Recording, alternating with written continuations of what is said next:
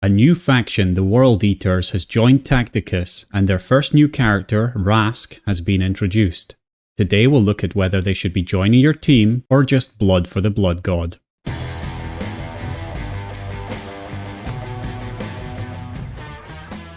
The World Eaters were recently voted as one of the top factions that players wanted to see join Tacticus, and so now we have another Chaos faction that will be mainly focused on melee.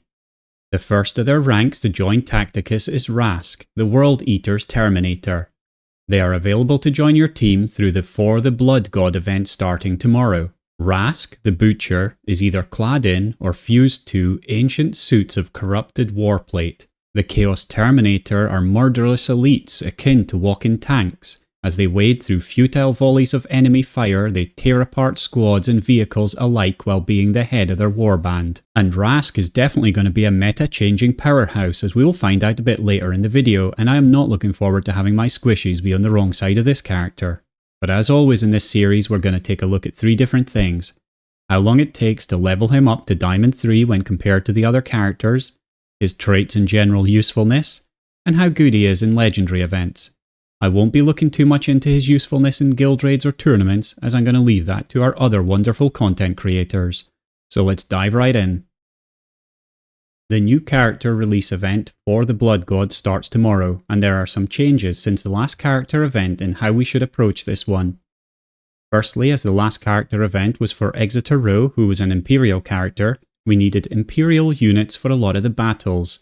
Now, as Wrask is a Chaos character, we of course need Chaos units. Secondly, due to the upcoming changes with the arena where it's going to need fewer tickets to get through a season due to the introduction of Guild Wars, all of the missions that needed 10 arena tickets now only need 8 instead. Thirdly, although the Chaos characters don't have access to any of the 3 or 5 energy missions, that doesn't mean you can't use them. Please note that unless a mission specifically says that you need to use Chaos characters, you can still use the Imperial missions. And that includes Battle 11, where you need to kill 100 Necron troops. Lastly, for the missions where you need to kill a lot of enemies with Chaos, Fall of Cadia 46 is a great one to use. Thanks to Emperor for this tip. Once you're set up, move your characters into place like this, and then just start slapping. Good luck in the event, and definitely check out my beginner's guide to character events if you want some help with them generally though.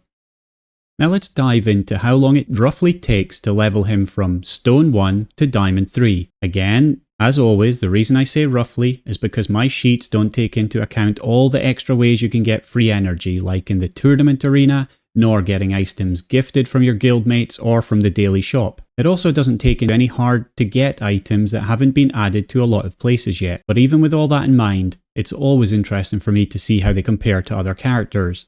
For Wrask, thankfully he comes in near the bottom again, similar to all the other recent characters. He is in 64th position, and he takes 36 days to go all the way to Diamond 3. Now, the observant ones amongst you will notice that this doesn't quite match up to what I said previously about characters going from Stone 1 to Diamond 3, and that is because I totally messed up a tiny little part of the calculation and it ended up being a little bit bigger than it should have been. I discovered it with the addition of my new chart that we can see over on the right hand side. This was requested by friend of the channel, Kumquat666, and so we should all be very grateful to them for helping us to see that error. It's very difficult when dealing with such large data, a tiny mistake can lead to the biggest knock-on effect, and so please be observant and help me catch them. This new chart shows the breakdown of every character and how long it takes to level them up through the ranks. I've combined Stone 1, Iron 1 and Bronze 1 because it's quite quick to get through them, but the rest are all split up. For Wrask, it takes him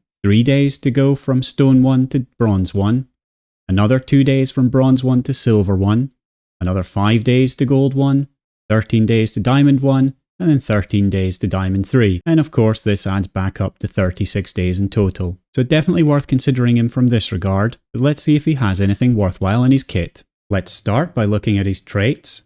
Firstly, he is a Chaos character. He does 4 melee damage and he doesn't have a ranged attack. In his active, he also does chain damage, and his passive gives him and his allies a shield, although this isn't a type of battle that we're seeing in legendary events quite yet. The World Eater's trait is Blessings of Khorne, which boosts damage for any melee kills in the battle, as well as reducing psychic damage taken. He can deep strike, He has rapid assault to get him into place quite quickly.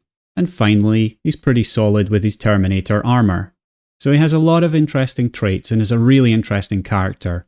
So where does he fit into a team with Best? Well, so far, without knowing the rest of the World Eaters, he already has a lot of fun synergies with Angrax, Harkin, and Ahriman. With Angrax, he can just deep strike behind the enemy, shield the early damage, and then go on a melee rampage while everybody squeezes the enemy from the other side. Harkin has a lot of high movement, and so he can join the two of them really quickly. And then one other character he might enjoy being alongside is Ahriman, due to Ahriman's passive, Psychic Stock, which says that whenever an enemy unit anywhere on the battlefield is on a hex with fire and takes flame damage or psychic damage, then the damage is increased. As Wrask has flame melee damage, that should work well here. So yeah, just a lot of fun things that we're going to be able to do. Moving on to his legendary events, let's see how useful he will be with those traits. I feel generally like he's going to be a key character for me, and definitely someone I think I'll level up to Gold 2 very soon. Starting with the Shadow Sun event, obviously we don't have much time to level him up for this one as it finishes soon, but let's take a look anyway. In the Alpha track, he appears in the No Psychers, minimum 4 hits and melee battles. In the Beta track, he appears in the No Bolter, No Piercing and No Summons battles. And in the Gamma track, he appears in the No Piercing and minimum 3 hits battles. And this gives him a pretty reasonable score of 435 for this event. As always, any character that scores over 400 points in an event is doing pretty well. Moving swiftly on to the Ragnar event, in the Alpha track he appears in the melee battle. In the Beta track he doesn't appear at all because of the no chaos restriction. And in the Gamma track he appears in the melee, no physical and no Black Legion battles. And this does end up with quite a poor score of 235. Finally, looking at the Vitruvius event, in the Alpha track he is in the no psychic and no resilient battles. In the Beta track, again he isn't allowed to play because of the no chaos restriction.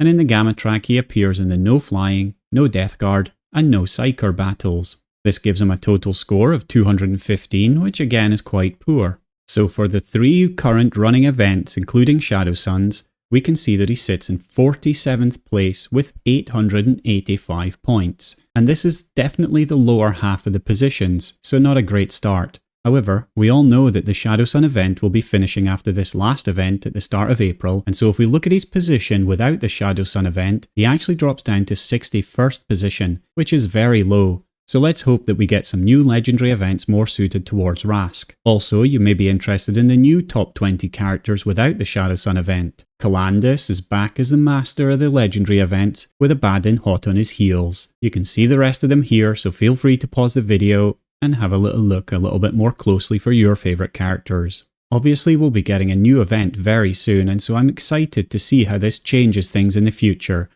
So what do you think of Wrask? Is this Chaos Rascal going to be deep striking to glory for you, or will he be joining your other ignored collection of Blood and Skulls sitting at Stone 1? Either way, you can check him out right now in the Google Planner sheets linked below.